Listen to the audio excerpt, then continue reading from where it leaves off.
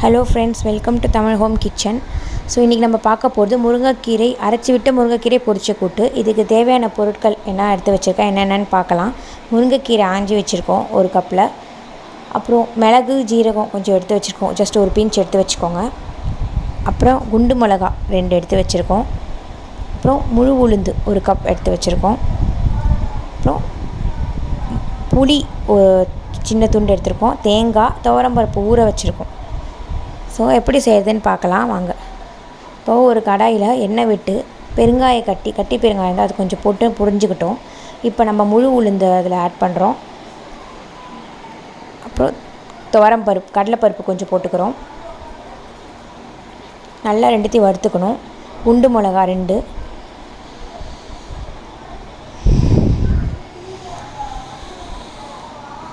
மிளகு ஜீரகம் எடுத்து வச்சோம் இல்லையா, ஸோ அதை ஆட் பண்ணிக்கோங்க. புளி சும்மா ஒரு துண்டு போட்டுக்கோங்க.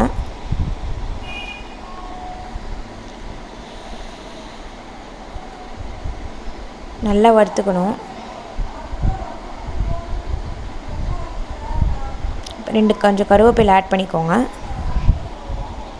எல்லாம் நல்லா ரோஸ்ட் ஆகட்டும். இப்போ இந்த ஸ்டேஜில் தேங்காவை ஆட் பண்ணிக்கிறோம். நல்லா கிளறிக்கோங்க.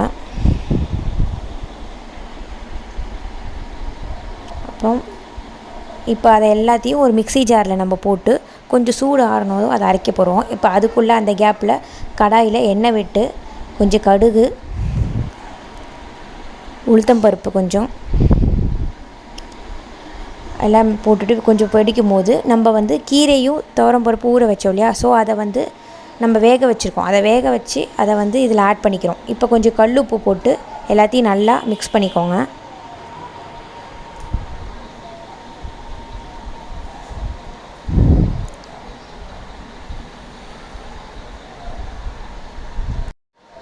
இப்போ நம்ம அரைச்சி வச்ச பேஸ்ட்டை இதில் ஆட் பண்ணிக்கிறோம்.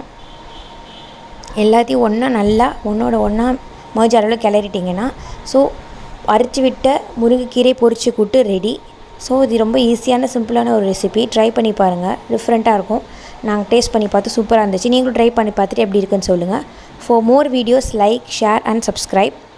தேங்க்யூ ஃபார் வாட்சிங். பாய்.